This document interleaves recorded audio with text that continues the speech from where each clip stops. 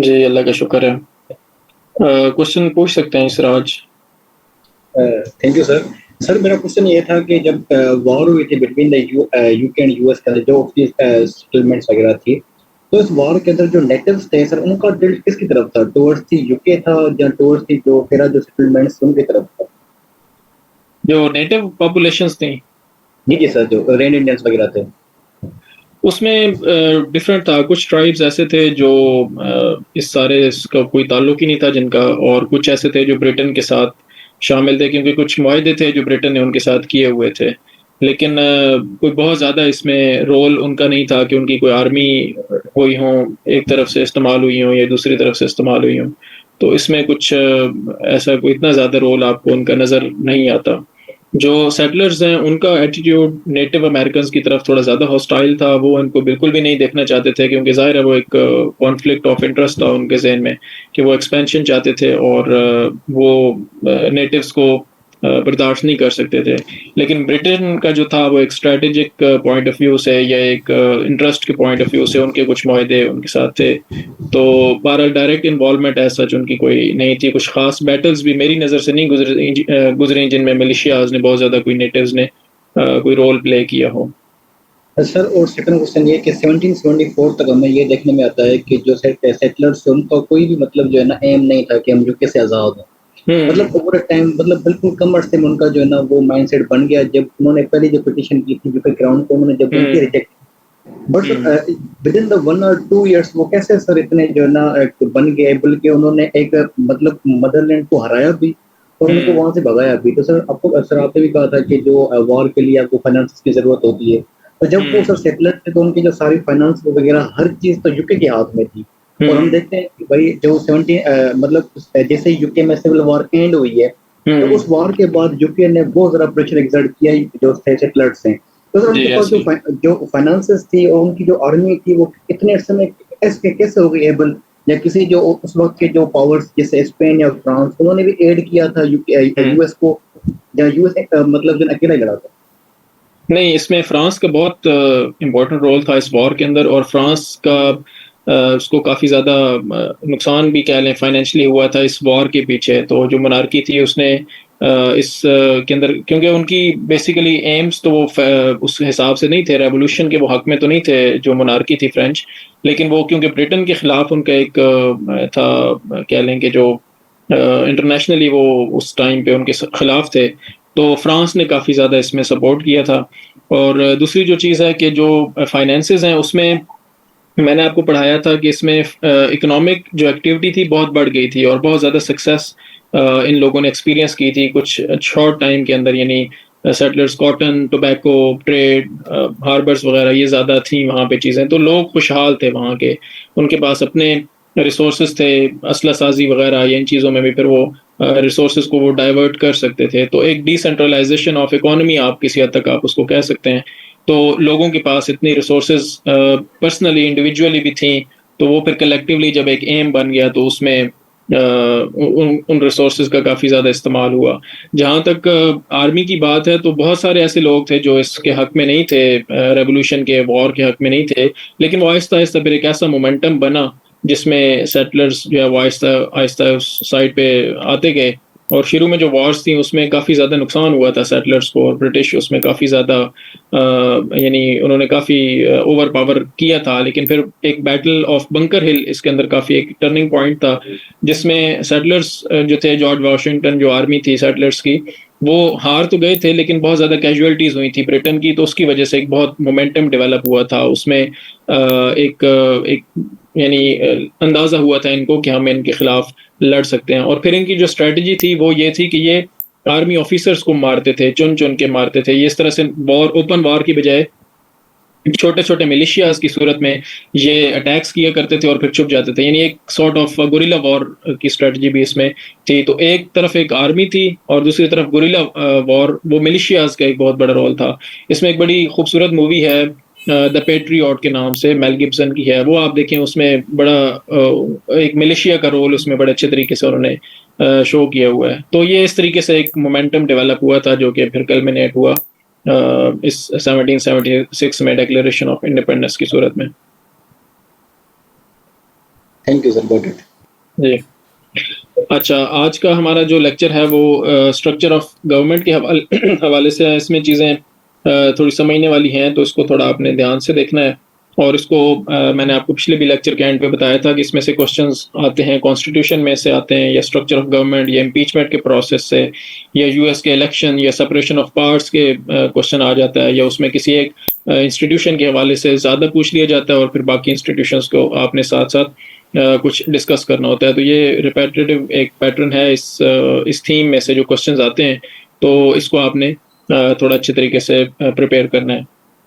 सबसे पहले जो स्ट्रक्चर ऑफ गवर्नमेंट है यूएस के अंदर, उसका जो प्रिंसिपल है, मैंने आपको बताया था कि एक जो अमेरिकन जो इंडिपेंडेंस मूवमेंट है, इसके अंदर एक फिलोसॉफिकल एस्पेक्ट भी था, जिसमें फिलोसफी थी जॉन लॉक की और रूसो की, और साथ ही जो बुक थी the spirit of laws by Montesquieu 1748 के अंदर ये आई थी। और उसमें सेपरेशन ऑफ पार्ट्स का प्रिंसिपल दिया गया था कि डिफरेंट जो गवर्नमेंट है उसको एक जगह पे पावर को सेंट्रलाइज नहीं होना चाहिए, उसमें डिफरेंट ऐसे यानी इंस्टीट्यूशंस होने चाहिए जिनके दरमियान में एक बैलेंस क्रिएट किया जाए, ताकि कोई भी इंस्टीट्यूशन दूसरे इंस्टीट्यूशन के ऊपर अपनी पावर को इस तरीके से असर्ट ना कर सके कि वो उसको इंटरफेयर करे किसी दूसरे इंस्टीट्यूशन की अथॉरिटी में। इसको प्रैक्टिकली फिर जो फाउंडिंग फादर्स थे, थॉमस जेफरसन, जॉर्ज वाशिंगटन वगैरह, जेम्स मेडिसन वगैरह, तो उनका फिर ये इसके अंदर बहुत ज़्यादा रोल था। तो उन्होंने ये डिसाइड किया कि 3 ब्रांचेस गवर्नमेंट की होनी चाहिए, और ये तीनों ब्रांचेस आपस में एक दूसरे को बैलेंस करें, और पावर्स जो इस तरीके से सेपरेट हों इनके दरमियान में कि कोई एक इंस्टीट्यूशन किसी दूसरे की अथॉरिटी को चैलेंज ना कर सके। 3 ब्रांचेस कौन कौन सी थी उसमें, एक सबसे जो ब्रांच जो सबसे ज़्यादा नज़र आती है हमें, वो एग्जीक्यूटिव ब्रांच है। और उसका जो हेड होता है, अमेरिका के अंदर हेड ऑफ स्टेट और हेड ऑफ गवर्नमेंट प्रेसिडेंट ही होता है, क्योंकि प्रेसिडेंशियल सिस्टम ऑफ गवर्नमेंट है। दूसरी जो ब्रांच है वो कांग्रेस है, जिसके 2 हाउसेस हैं, और तीसरी ब्रांच है जुडिशरी की। इसके अंदर फेडरलिज्म का एक प्रिंसिपल है कि आपकी फेडरेशन होगी, लेकिन फेडरेशन के पास लिमिटेड अथॉरिटी होगी, साथ में स्टेट्स होंगी। और ये अमेरिका के बारे में कहा जाता है कि ये कमिंग टुगेदर फेडरेशन है, यानी ये इसमें स्टेट्स ने अपनी मर्जी से, अपनी कंसेंट से एक फेडरेशन का पार्ट बनने का डिसाइड किया, और फेडरेशन डिपेंडेंट थी स्टेट्स के ऊपर। अगर स्टेट्स डिसाइड करती कि हमने इस फेडरेशन का हिस्सा नहीं बनना, तो फिर ये फेडरेशन इस तरीके से वजूद में ना आती। तो ये प्रिंसिपल ऑफ फेडरलिज्म इसके अंदर, और सेपरेशन ऑफ पावर्स, और फिर चेक्स एंड बैलेंसेस, उसको हम पढ़ेंगे कि किस तरीके से वो ये सारे ये खास तौर पे चेक्स एंड बैलेंसेस किस तरीके से हैं, और सेपरेशन ऑफ पावर्स किस तरीके से हैं। लेजिस्लेटिव ब्रांच कांग्रेस हुआ था, जिसमें एक हाउस ऑफ रिप्रेजेंटेटिव्स था और दूसरा सेनेट था।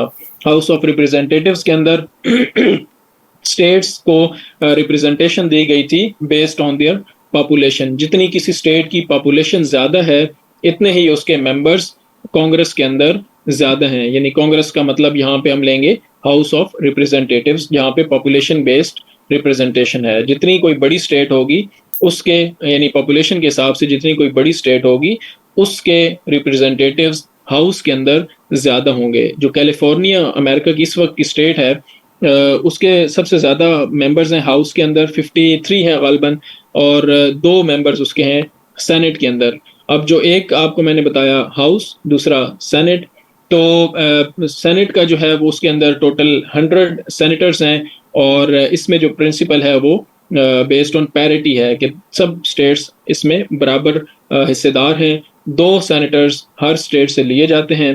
टोटल 50 स्टेट्स हैं अमेरिका की। तो टोटल जो सेनेटर्स बने वो 100 हैं। इनकी जो टर्म होती है वो 6 ईयर्स होती है सेनेटर्स की, लेकिन हर 2 साल बाद इलेक्शंस होते हैं यूएस के अंदर। उनको जब एक तो प्रेसिडेंशियल सिस्टम प्रेसिडेंशियल इलेक्शन के साथ हो रहे होते हैं, और फिर उसके बाद 2 साल बाद मिड टर्म इलेक्शन कहा जाता है उनको।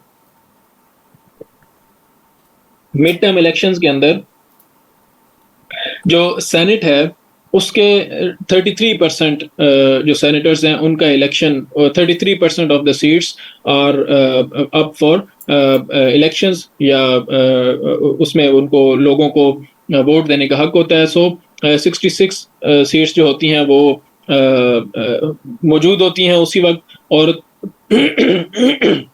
एक इलेक्शन के अंदर 33 सीट्स के ऊपर इलेक्शन और होता है सेनेट के अंदर। सो 6 साल के अंदर आप ये समझ लें कि पूरी की पूरी सेनेट रिप्लेस हो जाती है। एक सेनेटर जो बनते हैं वो 6 साल बाद उनकी बारी आ जाती है अगेन उस सीट के ऊपर इलेक्शंस की, तो 6 साल बाद वो या तो दोबारा इलेक्ट होते हैं या उनकी जगह पे कोई दूसरा बंदा इलेक्ट होता है। सो 6 ईयर टर्म्स है और हर 2 साल बाद इलेक्शंस होते हैं।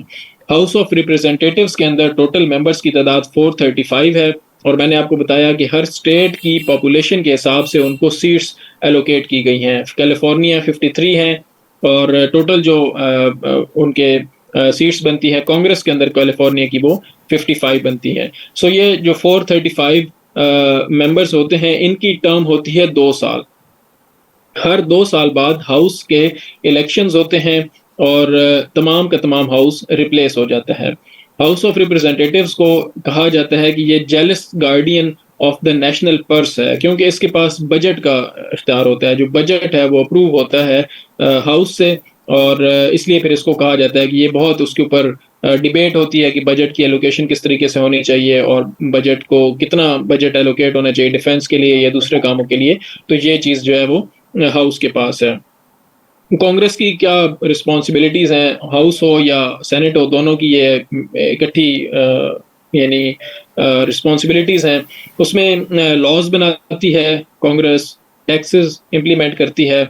वॉर अगर डिक्लेयर करनी होगी तो अमेरिकन प्रेसिडेंट अपनी मर्जी से वॉर डिक्लेयर नहीं कर सकता। अगर उसने वॉर डिक्लेयर करनी है तो उसके लिए पहले उसको कांग्रेस से अप्रूवल लेना पड़ेगा। खास तौर पे इसमें जो वॉर के हवाले से है वो सेनेट का ज़्यादा रोल है, और साथ में हाउस या यानी आप ओवरऑल जो कांग्रेस है उसकी अगर मर्जी होगी तो वो फिर वॉर डिक्लेयर कर सकता है प्रेसिडेंट, अदरवाइज वो वॉर डिक्लेयर नहीं कर सकता। और इसके अलावा कांग्रेस क्या कर सकती है, वो एक प्रेसिडेंट को इम्पीच कर सकती है। इम्पीचमेंट का प्रोसेस भी हम पढ़ेंगे कि इम्पीचमेंट का क्या मतलब होता है, और एक प्रेसिडेंट को इम्पीच करने के क्या तरीकाकार होता है, या वो किस तरीके से एक जो कांग्रेस है वो एक प्रेसिडेंट को इम्पीच कर सकती है। इसका आपने नंबर्स याद कर लेने हैं। हाउस के मेंबर्स हैं 435, सेनेट के मेंबर्स हैं 100। अब हमने पढ़ा कांग्रेस के बारे में, हम थोड़ा सा उसका यानी एक स्ट्रक्चर पढ़ रहे हैं कि किस तरीके से उनका गवर्नमेंट का जो मेन स्ट्रक्चर है वो किस तरीके से चलता है। सो कांग्रेस के बाद जो दूसरा एक कह लें उसको जो पिलर है स्टेट की मशीनरी का, जो मेन मशीनरी है वो है एग्जीक्यूटिव। एग्जीक्यूटिव में एक प्रेसिडेंट होता है जिसके पास इख्तियार होता है कि वो यानी वो एग्जीक्यूटिव का हेड होता है, और वो हेड ऑफ स्टेट और हेड ऑफ गवर्नमेंट दोनों होता है, और उसके पास वीटो पावर होती है। यानी अगर कांग्रेस ने कोई लॉ बनाया है, कोई लेजिस्लेशन की है, तो प्रेसिडेंट के पास वीटो पावर मौजूद होती है। कांग्रेस उसको ओवरराइड कर सकती है, लेकिन उसके लिए उसको 3/4 मेजोरिटी चाहिए होगी। 2/3 मेजोरिटी से वो कोई लेजिस्लेशन करेगी, लेकिन अगर प्रेसिडेंट उसको वीटो कर देता है तो फिर 3/4 के मेजोरिटी के साथ उसको वो ओवरराइड कर सकती है। दूसरा जो इसके साथ एलिमेंट है वो, या दूसरा जो एग्जीक्यूटिव ब्रांच का जो एक मेन मेंबर आप उसको कहेंगे वो वाइस प्रेसिडेंट है। अमेरिका के अंदर वाइस प्रेसिडेंट का रोल कोई बहुत ज़्यादा नज़र नहीं आता। इस वक्त जो कैमला हैरिस हैं वाइस प्रेसिडेंट हैं, वो बहुत ज़्यादा आपको उनको देखने को नहीं मिलती कि वो कोई बहुत ज़्यादा दौरे कर रही हों या बहुत ज़्यादा वो ट्रीटीज साइन कर रही हों या इस तरह से कॉन्फ्रेंसेस वगैरह में शिरकत कर रही हों। लेकिन एक बहुत इंपॉर्टेंट और दो बहुत उनके पास इंपॉर्टेंट रोल्स हैं। एक उनके पास ये है कि अगर प्रेसिडेंट की डेथ हो जाती है या इम्पीचमेंट हो जाती है, अगर प्रेसिडेंट को रिमूव कर दिया जाता है तो उनकी जगह पे वाइस प्रेसिडेंट प्रेसिडेंट का रोल ले लेंगी। इस वक्त जाहिर है वो एक she is the first women vice president. So किसी भी इस तरह की सिचुएशन में और ये अमेरिकन हिस्ट्री के अंदर कई दफ़ा हो चुका हुआ है इस तरह से। यानी एक दफ़ा बहुत important president Franklin D Roosevelt जो वर्ल्ड वॉर 2 के ज़माने में अमेरिका के प्रेसिडेंट थे और वाहिद प्रेसिडेंट थे जिन्होंने 4 टर्म्स ली हैं। उसके अलावा जितने भी प्रेसिडेंट अमेरिका के अंदर आए हैं चाहे वो फाउंडिंग फादर जॉर्ज वॉशिंगटन थे या उसके बाद के जितने भी प्रेसिडेंट्स हैं, उन्होंने 2 से ज़्यादा टर्म्स किसी ने भी नहीं ली। 1 टर्म वाले प्रेसिडेंट आए हैं, लेकिन 2 से ज़्यादा टर्म्स किसी प्रेसिडेंट ने नहीं ली सिवाय फ्रैंकलिन डी रूजवेल्ट के। सो उनकी डेथ हो गई थी 1945 में, वर्ल्ड वॉर अभी आखिरी स्टेजेस पे थी। उनकी डेथ के बाद हैरी एस ट्रूमैन, जो कि उनके वाइस प्रेसिडेंट थे, वो उन्होंने प्रेसिडेंसी का रोल संभाला, और जो एटॉमिक वेपन्स जो यूज किए गए थे हिरोशिमा और नागासाकी में, ये हैरी एस ट्रूमैन के अप्रूवल से हुए थे। सो यू कैन सी कि जब एक वाइस प्रेसिडेंट प्रेसिडेंट बन जाता है या बन जाती हैं, तो उनका फिर रोल बिल्कुल वैसा ही होता है जो एक प्रेसिडेंट का होता है। उनके तमाम इख्तियारात वही होते हैं जो एक प्रेसिडेंट के होते हैं, कोई फर्क नहीं होता। इसी तरह जॉन एफ कैनेडी की असैसिनेशन हुई थी, तो उनके बाद लिंडन बी जॉनसन प्रेसिडेंसी का उन्होंने चार्ज संभाला था। सो इस तरीके से आपके पास एक प्रेसिडेंट और एक वाइस प्रेसिडेंट हुए, और फिर उसके बाद है कैबिनेट। एक स्पॉइल्स सिस्टम का तरीकाकार अमेरिका के अंदर मौजूद है, जिसमें प्रेसिडेंट को पूरा इख्तियार दिया गया है कि वो अपनी कैबिनेट खुद चूज कर सकते हैं। वो अपना head of secretary of state खुद लगा सकते हैं, सेक्रेटरी ऑफ डिफेंस खुद लगा सकते हैं। इसके अलावा अगर उनको कोई मजीद हेल्प चाहिए है, कोई उन्होंने अपना एडवाइजर रखना है किसी भी किस्म का कैबिनेट के अंदर, वो अगर किसी को शामिल करना चाहते हैं तो उनके ऊपर मुकम्मल इख्तियार है उनके पास।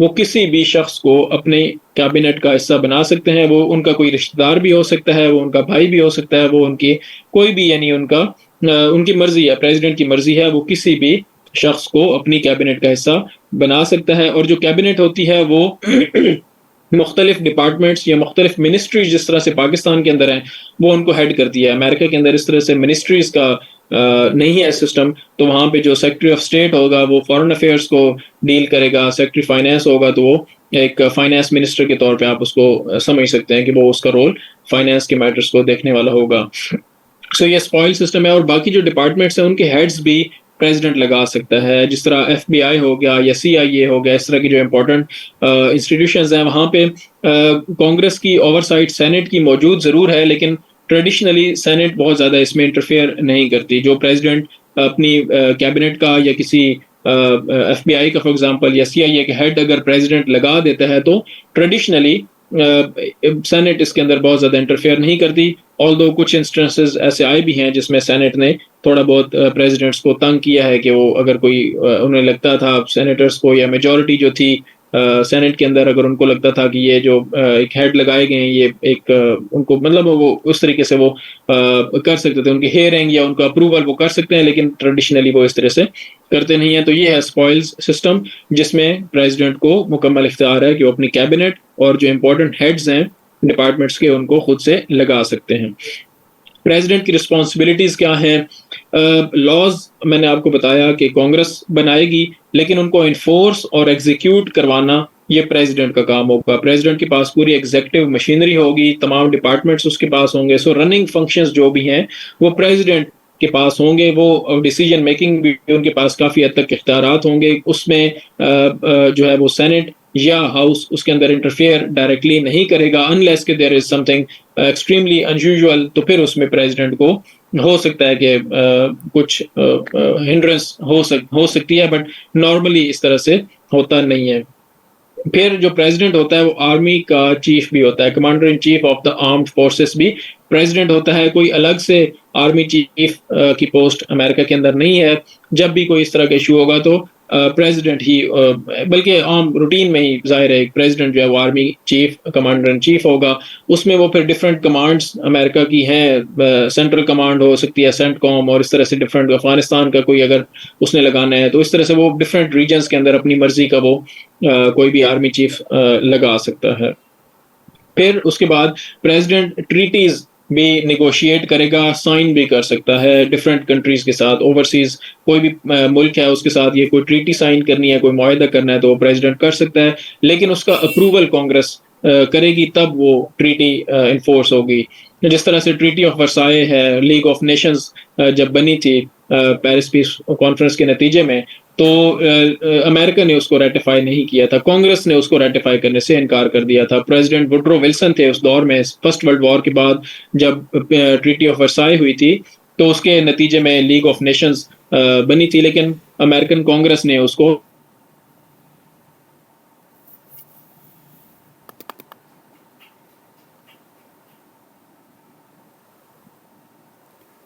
इन्फोर्स नहीं होती। फिर मैंने आपको बताया कि फेडरल ऑफिशियल्स प्रेसिडेंट लगा सकता है और ये सब्जेक्ट टू सेनेट अप्रूवल है, लेकिन अगेन इस चीज़ में सेनेट बहुत ज़्यादा रेफरेंस शो करती है प्रेसिडेंट को, और नॉर्मली ये चीज़ प्रेसिडेंट की मर्जी पे छोड़ दी जाती है। हाँ, जो जजेस अपॉइंट होते हैं यूएस सुप्रीम कोर्ट के अंदर, यूएस सुप्रीम कोर्ट के अंदर जजेस फॉर लाइफ अपॉइंट होते हैं। एक जज जब यूएस सुप्रीम कोर्ट का जज बन गया है तो वो पूरी लाइफ के लिए जज होगा, जब तक उसकी डेथ नहीं होती तब तक वो सर्व करेगा यूएस सुप्रीम कोर्ट के बेंच पे। और 15 टोटल जजेस होते हैं यूएस सुप्रीम कोर्ट में। प्रेसिडेंट उनको एक वो करता है, रिकमेंड करता है, आप समझ लें, या प्रेसिडेंट उनको नॉमिनेट करता है। कोई भी जज, अगर कोई सीट खाली हुई है तो प्रेसिडेंट नॉमिनेट करेगा और सेनेट फिर उसको अप्रूव करेगी। सेनेट अगर उसको अप्रूव नहीं करती तो फिर वो उसकी नॉमिनेशन नहीं हो सकती। उसके बाद जुडिशरी का जो तीसरा 3 ब्रांचेस, अब हमने पिछले 2 ब्रांचेस पढ़ी, क्या कांग्रेस, दूसरा एग्जीक्यूटिव और तीसरी ब्रांच जुडिशरी है। सॉरी 15 नहीं है, 9 है, 9 जस्टिसेस अपॉइंटेड होते हैं। अच्छा, फेडरल कोर्ट्स पूरे अमेरिका के अंदर स्टेट लेवल पे भी मौजूद हैं और एक यूएस सुप्रीम कोर्ट भी वहाँ पे मौजूद है। अब जो फेडरल कोर्ट्स हैं वो उनकी जो अथॉरिटी है वो सुप्रीम कोर्ट के अंडर आती है, और सुप्रीम कोर्ट के जो डिसीजंस हैं वो पूरे यूएस के ऊपर उनका इतलाक होता है। वो पूरे, यानी एक फेडरेशन के लिए वो इम्प्लीमेंट होते हैं। सुप्रीम कोर्ट मैंने 9 जजेस अपॉइंटेड फॉर लाइफ, जब तक वो जिंदा है तब तक वो जजेस रहेंगे, और ये nominated by the president and confirmed by the senate. Chief justice जो होता है वो कोर्ट को हेड करता है। 1789 के अंदर जुडिशरी एक्ट आया था, जिसके तहत ये जुडिशरी का क़याम अमल में लाया गया था, और पहले जो चीफ जस्टिस थे उनका नाम था जॉन जे। इनकी क्या रिस्पॉन्सिबिलिटीज़ हैं जी जुडिशरी की? जिस तरह से जुडिशरी की आम तौर पर रिस्पॉन्सिबिलिटीज़ होती हैं कि अगर कोई लॉ बना है, उसके ऊपर कोई एम्बिग्विटी है, या कोई उसके ऊपर कोई प्रॉब्लम है, कोई उसके ऊपर कॉन्फ्लिक्ट है डिफरेंट पार्टीज का, तो उसको इंटरप्रेट करेगी सुप्रीम कोर्ट, या लोअर जुडिशरी भी करेगी, लेकिन फिर नॉर्मली जो मैटर्स, इंपॉर्टेंट मैटर्स होते हैं वो सुप्रीम कोर्ट के अंदर ही एंड अप होते हैं और वहाँ से फिर डिसीजंस होते हैं। फिर कोई अगर लेजिस्लेशन हुई है तो उसको रिव्यू कर सकती है कि वो कॉन्स्टिट्यूशनल है या नहीं है, और अगर कोई एग्जीक्यूटिव एक्शन लिया गया है तो उसको भी सुप्रीम कोर्ट रिव्यू कर सकती है। ये एक जो प्रिंसिपल है, ये इसको कहा जाता है जुडिशियल रिव्यू का प्रोसेस, या जुडिशियल ओवरसाइट। जुडिशियल रिव्यू का जो प्रोसेस है, ये एक केस था मेडिसन वर्सेस मार्बरी, और इसमें चीफ जस्टिस थे जॉन मार्शल। इन्होंने ये केस एक डिसाइड किया था जिसमें इन्होंने जुडिशियल रिव्यू का मतलब यही है कि अगर कोई एग्जीक्यूटिव कोई एक्शन लेता है या कोई कांग्रेस लेजिस्लेशन करती है तो जुडिशरी के पास ये इख्तियार है कि वो उसको रिव्यू कर सकती है, और अगर वो समझती है जुडिशरी कि ये जो एक्शन है, ये जो लेजिस्लेशन है, ये कॉन्स्टिट्यूशन के जो स्पिरिट है, ये कॉन्स्टिट्यूशन की जो वर्डिंग है उसके अगेंस्ट जाती है, ये जाता है, तो वो इसको स्ट्रक आउट कर सकते हैं, स्ट्रक डाउन कर सकते हैं। अब और इसके अलावा अगर कोई स्टेट्स के दरमियान में कोई डिस्प्यूट्स हैं, या फेडरल गवर्नमेंट और किसी एक स्टेट के दरमियान में कोई डिस्प्यूट है, या फेडरल गवर्नमेंट या ज़्यादा स्टेट्स के दरमियान में कोई डिस्प्यूट है, तो वो भी सुप्रीम कोर्ट उसके भी फैसले करती है। इसमें एक ड्रेड स्कॉट डिसीजन बहुत फेमस और इनफेमस डिसीजन था 1857 के अंदर। Roger B Taini chief justice है सुप्रीम कोर्ट के, तो ये एक ऐसा डिसीजन था जिसमें डिफरेंट स्टेट्स और फेडरेशन के दरमियान में जो इशू था उसको जुडिशरी ने डिसीजन दिया था, और इसकी वजह से फिर आगे सिविल वॉर की तरफ हालात मजीद ख़राब हुए थे। उसको हम फिर जब वो पढ़ेंगे तो देखेंगे। सो जुडिशरी जो है वो इस तरह के डिसीजंस दे सकती है जिसमें 2 या 2 से ज़्यादा स्टेट्स का आपस में कोई इशू हो, फेडरेशन या स्टेट का इशू हो, या फेडरेशन का किसी एक स्टेट के साथ कोई प्रॉब्लम हो। अब ये सिस्टम जो है वो किस चीज़ के ऊपर करता है? पहली चीज़ क्या है? Separation of powers. उसके बाद चेक्स एंड बैलेंसेस का प्रिंसिपल इसमें बहुत ज़्यादा अप्लाई होता है। कोई भी जो ब्रांच है गवर्नमेंट की, वो उसके पास एक खास पावर है जिसकी वजह से दूसरी ब्रांच है वो इतनी ज़्यादा पावरफुल नहीं हो सकती। अगर एग्जीक्यूटिव को आप देखें तो उसके पास वीटो पावर जिस तरह से मौजूद है प्रेसिडेंट के पास लेजिस्लेशन को वीटो करने की, लेकिन कांग्रेस के पास ये इख्तियार है कि वो उसको ओवरराइड कर सकती है अपनी मेजॉरिटी के ज़रिए से। इसी तरह जुडिशियल रिव्यू का प्रोसेस जो है वो उसका इख्तियार सुप्रीम कोर्ट के पास है, लेकिन जो जजेस की अपॉइंटमेंट का इख्तियार है वो प्रेसिडेंट के पास है, और उन जजेस को अप्रूव कौन करेगा, वो सेनेट करेगा। सो यानी इस तरह की चीज़ें बीच में रखी गई हैं कि कोई एक इंस्टीट्यूशन इतना पावरफुल ना हो जाए कि वो दूसरे इंस्टीट्यूशंस के ऊपर हावी हो जाए या उनको वो ख़राब करे। इसके अंदर कुछ फिर चीज़ें होती हैं, जैसे अब जो सुप्रीम कोर्ट है इस वक्त की, जो यूएस सुप्रीम कोर्ट है, उसके बारे में खैर ख्याल किया जाता है, उनके जो डिसीजंस हैं वो ये बात शो करते हैं कि वो कंजर्वेटिव सुप्रीम कोर्ट है। यूएस के अंदर कंजर्वेटिव वर्सेस लिबरल, लेफ्ट और राइट की जो हमेशा से एक डिवाइड रही है, और वहाँ पे पॉलिटिक्स होती भी इसी हिसाब से है कि एक लेफ्ट की पार्टी होती है और एक राइट की पार्टी होती है, राइट पे कंजर्वेटिव्स और लेफ्ट पे लिबरल्स। तो इस वक्त की जो सुप्रीम कोर्ट है उसके डिसीजन, पीछे एक डिसीजन उन्होंने रो वर्सेस वेड का दिया, उसका हवाला मैंने पहले भी आपको दिया था। तो उसमें सुप्रीम कोर्ट ने एक कंजर्वेटिव डिसीजन दिया है, और वो उसकी वजह ये है कि जो बेंच है उसमें जो मेजॉरिटी है वो कंजर्वेटिव्स की है। प्रेसिडेंट ट्रंप को ये मौका मिला था, उन्होंने जस्टिस कवाना शायद उनका नाम था, अगर मैं सही ले रहा हूँ तो उनको उन्होंने नॉमिनेट किया था, और ही वाज कंजर्वेटिव जज, और एक और भी जज थे, वो he was an African American I suppose, तो उनको भी उन्होंने नॉमिनेट किया था। वो उसकी वजह से फिर जो मेजॉरिटी थी वो कंजर्वेटिव्स की हो गई। तो ये यहाँ पे कुछ छोटे मोटे इस तरह के इश्यूज जरूर हैं, लेकिन ओवरऑल जो सिस्टम है वो अपने आप को इस तरह से बैलेंस करता है कि कोई एक जो फैक्शन है गवर्नमेंट की वो किसी और के ऊपर इस तरह से हावी नहीं हो सकती। सो ये जो प्रिंसिपल है वो है चेक्स एंड बैलेंसेस और सेपरेशन ऑफ पावर्स का, कि तीन ब्रांचेस हैं और वो आपस में एक दूसरे को बैलेंस करती हैं, और कोई भी एक ब्रांच जो है वो दूसरे के ऊपर ओवर पावर नहीं कर सकती। यूएस कॉन्स्टिट्यूशन के सैलिएंट फीचर्स क्या हैं, इसको आप थोड़ा सा खुद ही पढ़ लेंगे। अडॉप्टेड 1787 में, सितंबर में 1788 में रेटिफाई हुआ था। रिटन डॉक्यूमेंट है, और ये पहला इस लेवल का रिटन डॉक्यूमेंट है। इससे पहले इस तरह से रिटन डॉक्यूमेंट कोई नहीं था, ज़ाहिर इस तरह से रिपब्लिक का कॉन्सेप्ट नहीं था इस तरह से कोई पहले, क्योंकि मोनार्की के सिस्टम्स चल रहे थे दुनिया में। तो ये एक one of its kind state थी यूएस। तो जब ये कॉन्स्टिट्यूशन भी बना था, it was one of a kind document, और ये अगेन एक रिटन फॉर्म में मौजूद है, कोडिफाइड है।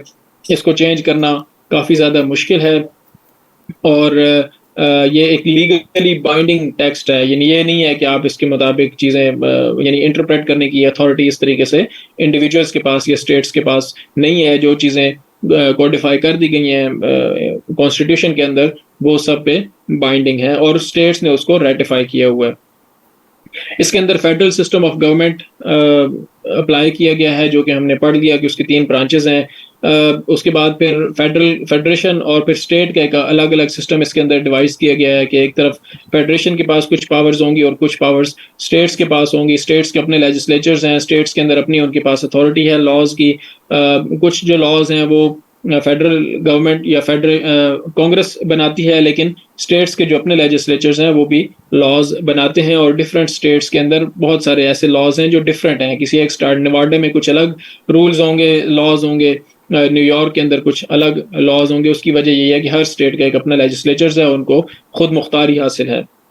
सेपरेशन ऑफ पावर्स का इसके अंदर प्रिंसिपल है वो हमने पढ़ लिया। चेक्स एंड बैलेंसेस को हमने पढ़ लिया कि किस तरह एक जो यानी गवर्नमेंट का एक फैक्शन है वो दूसरे के ऊपर हावी नहीं हो सकता। फिर इसके अंदर एक बिल ऑफ राइट्स बड़ा इंपॉर्टेंट अमेंडमेंट है। जो पहली 10 अमेंडमेंट्स हमने पहले भी पढ़ी हैं उनको बिल ऑफ राइट्स कहा जाता है। उसके अंदर जो एसेंशियल लिबर्टीज हैं इंडिविजुअल्स की, उनको प्रोटेक्ट किया गया है। जैसे हमने पढ़ा था freedom of speech, religion, fair trial, right to bear arms, इस तरह की जो लाजमी ह्यूमन राइट्स के हवाले से जो चीज़ें हैं वो बिल ऑफ राइट्स के अंदर फर्स्ट 10 अमेंडमेंट्स को कलेक्टिवली कहा जाता है बिल ऑफ राइट्स। और ये इकट्ठी ये अमेंडमेंट्स आई थी। पहली 10 अमेंडमेंट्स एक ही टाइम पे रेटिफाई हुई थी या यानी ये मंजूर हुई थी।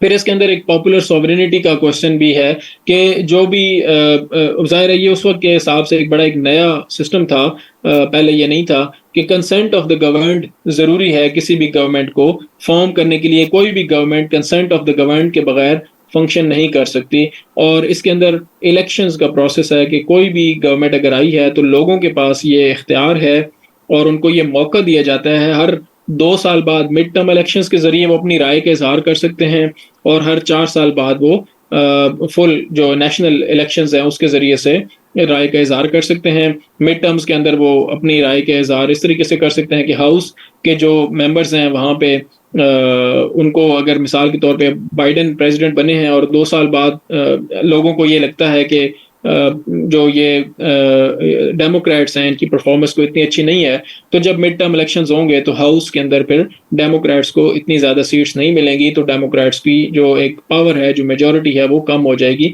और इस एक तरह से लोगों का इजहार होगा कि ये गवर्नमेंट अच्छा परफॉर्म नहीं कर रही और गवर्नमेंट को भी पता होगा, प्रेसिडेंट बाइडेन को पता होगा कि अगले 2 साल अगर मैंने अच्छा परफॉर्म ना किया तो मुझे सेकंड टर्म नहीं मिलेगी। सो एक प्रेसिडेंट को किसी भी यानी एक खास टाइम फ्रेम के अंदर परफॉर्म करना पड़ेगा, अदरवाइज उसको रिप्लेस करने की अथॉरिटी लोगों के पास है, किसी और के पास नहीं है। उसके बाद अमेंडमेंट प्रोसेस जो यूएस कॉन्स्टिट्यूशन का है वो काफ़ी ज़्यादा मुश्किल है।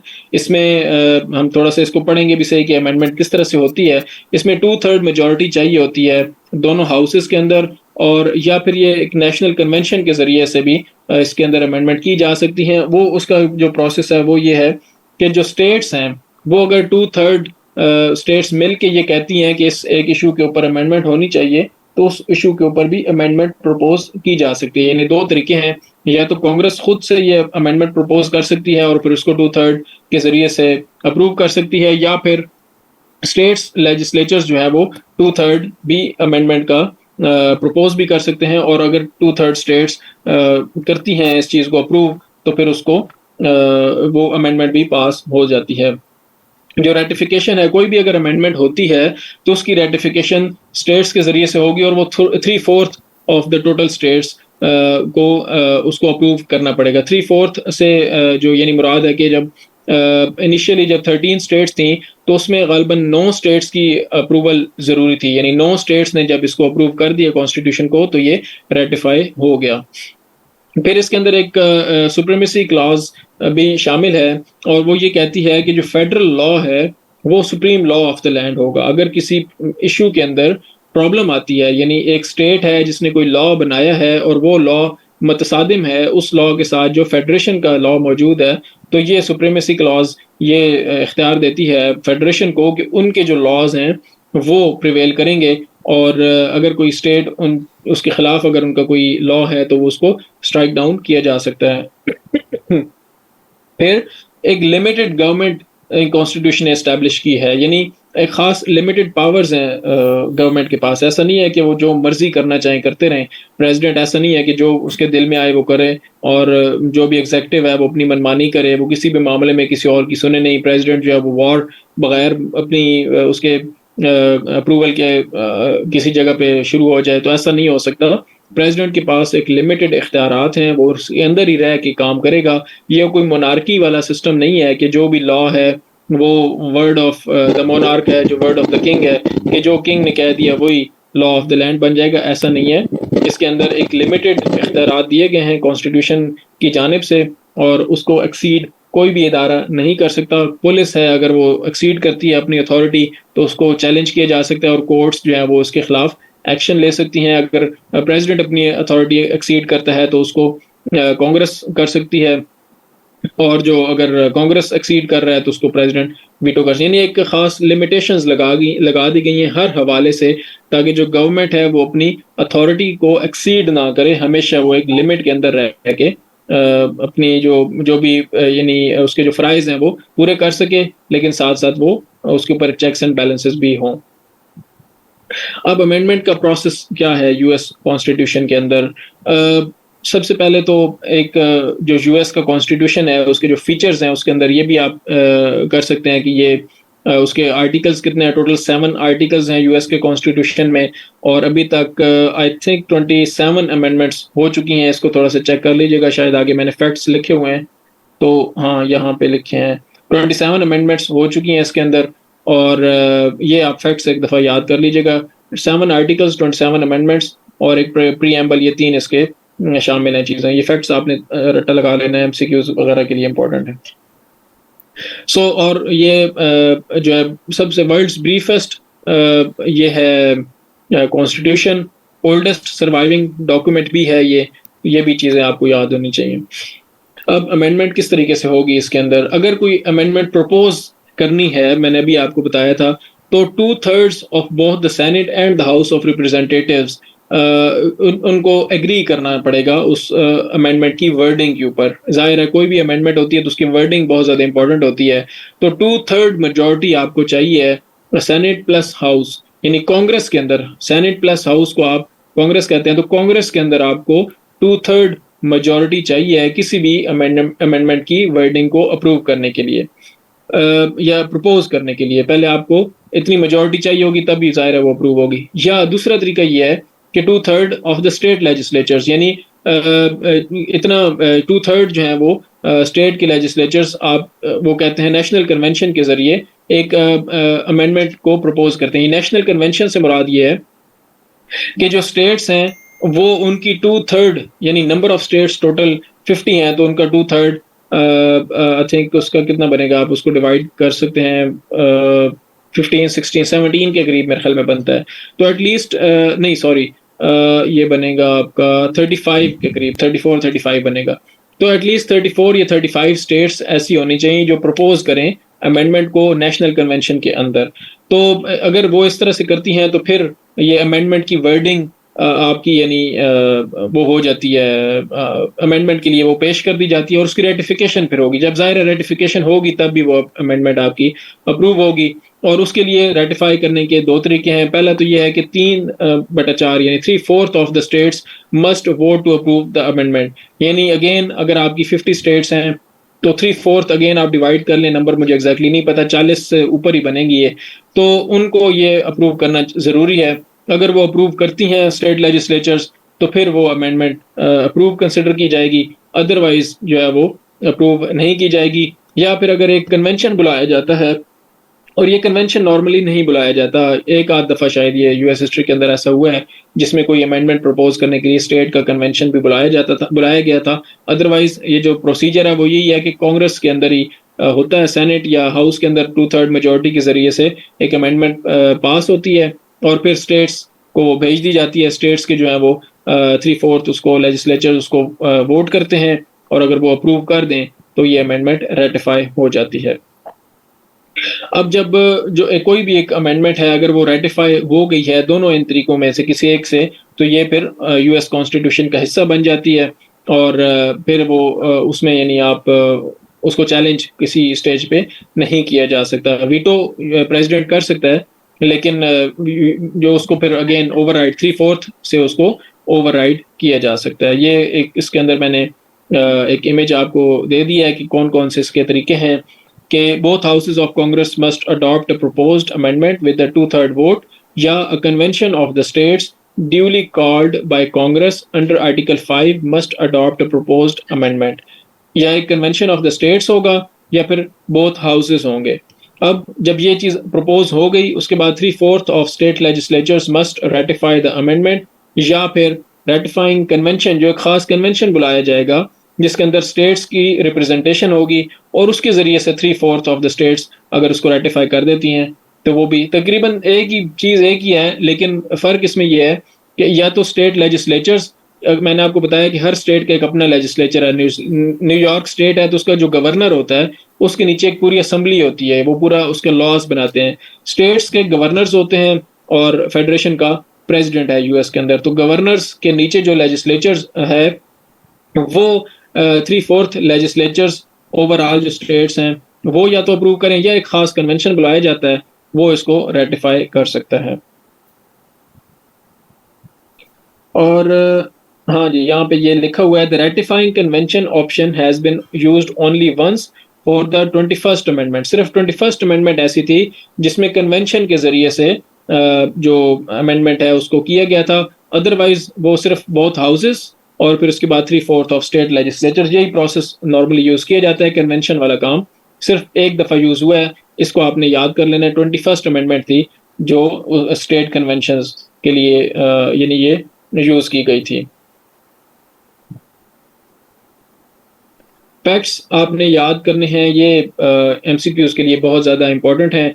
और ब्रीफेस्ट कॉन्स्टिट्यूशन आपको मैंने बताया, रिजिड का मतलब ये है कि अमेंडमेंट बहुत ज़्यादा, आपने देखा कि अमेंडमेंट का प्रोसेस कितना मुश्किल है यूएस कॉन्स्टिट्यूशन के अंदर। एक तरफ आपको पहले प्रपोज करने के लिए 2/3 मेजोरिटी चाहिए, फिर उसके बाद state legislatures 3/4 of the total number of legislatures जब अप्रूव करेंगी, यानी जो टोटल स्टेट्स हैं उसका 3/4 नंबर, टोटल 50 है तो डिवाइड कर लेंगे आप। वो इतनी स्टेट्स अगर उसको एक्सेप्ट करती हैं तो फिर वो अमेंडमेंट आपकी पास होती है, और उसमें भी फिर प्रेसिडेंट के पास वीटो का इख्तियार भी है, उसको ओवरराइड करने के लिए कांग्रेस को फिर 3/4 मेजोरिटी के जरिए उसको ओवरराइड करना पड़ेगा। सो ये बहुत रिजिड है कॉन्स्टिट्यूशन है यूएस का, इतना आसान नहीं है इसको अमेंड करना। सितंबर 1787 के अंदर ये साइन किया गया था। और इसमें और कौन सी चीज है, अच्छा ये आपने देख लेने हैं फैक्ट्स। बिल ऑफ राइट्स पहले भी मैंने आपको पढ़ाया है, इसको आप दोबारा देख लें। ये जो है वो कई दफ़ा इसमें से एमसीक्यूज आ जाते हैं कि कौन सी अमेंडमेंट है, कौन सी हवाले से, यानी सेकंड अमेंडमेंट है तो राइट टू बेयर आर्म्स है। आपको यूएस के अंदर एक बड़ी डिबेट चल रही है इस वक्त भी कि क्या आपको आर्म्स रखने चाहिए, ये बंदूकें मैंने आपको बताया था, तो ये भी एक कई दफ़ा इम्पोर्टेंट हो जाती है। अच्छा, उसके बाद इलेक्शन प्रोसेस क्या है यूएस प्रेसिडेंट का। यूएस प्रेसिडेंट के लिए जो इलेक्शन का प्रोसेस है वो काफ़ी कॉम्प्लिकेटेड सा प्रोसेस है, तो इसको थोड़ा सा आपने समझना है कि किस तरीके से इसको आप यानी एक प्रेसिडेंट किस तरीके से बनता है।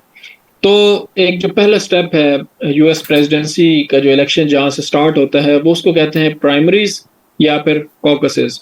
आपने दो चीज़ें अलग अलग रखनी है। पहले तो जो यूएस प्रेसिडेंट है उसको पार्टी की एक इलेक्शन जीतना पड़ता है, और दूसरे मरले में फिर उसको नेशनल लेवल पे इलेक्शंस जीतने पड़ते हैं।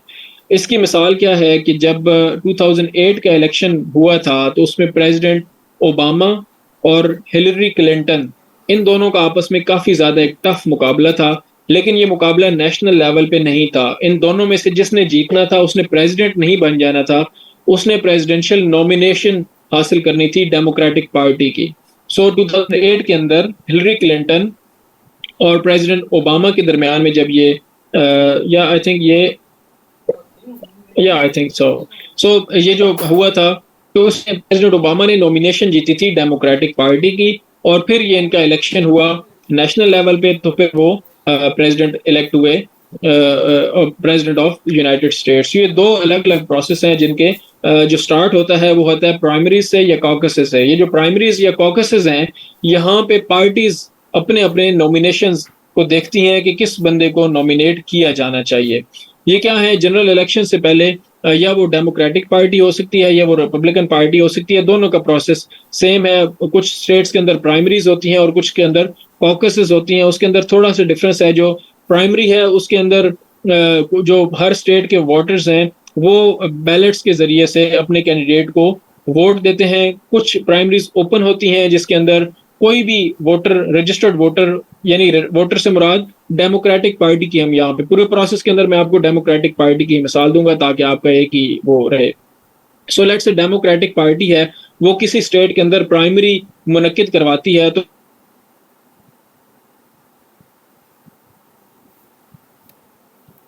अगर वो ओपन प्राइमरीज है, मिसाल के तौर पे न्यूयॉर्क के अंदर ओपन प्राइमरीज अगर हैं, तो वहां पे जितने भी रजिस्टर्ड वोटर हैं डेमोक्रेटिक पार्टी के, वो वोट दे सकते हैं नॉमिनेशन के लिए अपनी पार्टी के कैंडिडेट के लिए।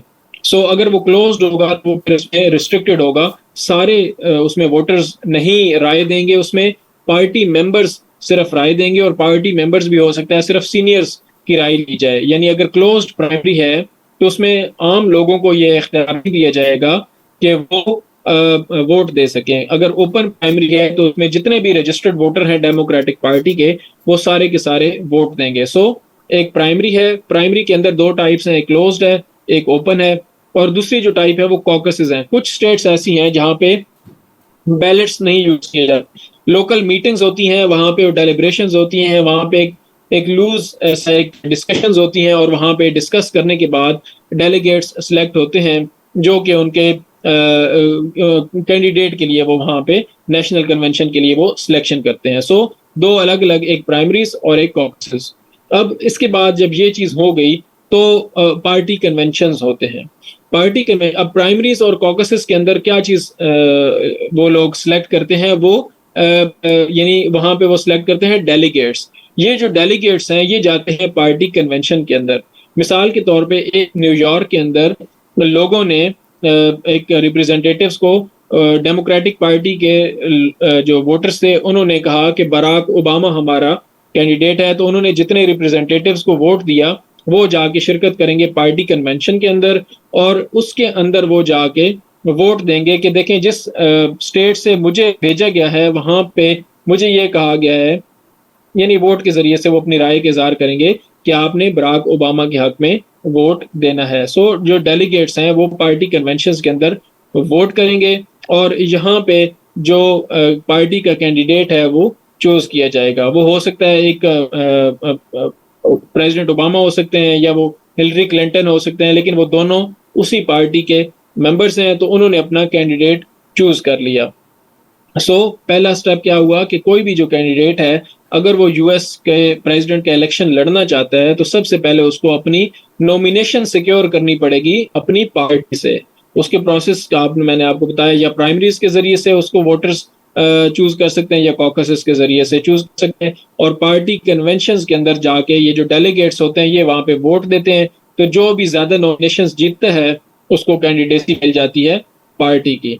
कुछ फैक्ट्स ऐसे हैं जो आपने याद करने हैं कि एलिजिबिलिटी क्राइटेरिया क्या है यूएस प्रेसिडेंट के लिए। एक तो वो नेचुरल बॉर्न सिटीजन होना चाहिए, अमेरिका के अंदर ही वो पैदा हुआ हो, और उसके बाद 14 साल से ज्यादा, 14 या 14 साल से ज्यादा उसने अमेरिका के अंदर ही उसकी रेजिडेंस हो, वो बाहर ना रह रहा हो, यानी पिछले 14 साल से मुसलसल वो यूएस के अंदर ही रह रहा हो मुस्तकिल तौर पर।